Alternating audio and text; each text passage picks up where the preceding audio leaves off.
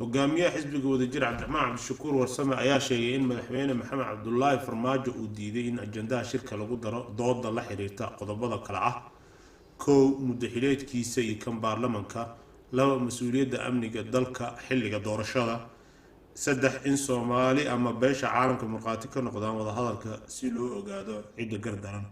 waxa uuna intaa ku daray in farmaajo uu mas-uul ka yahay fashilka ku yimid shirkii Afisyooni.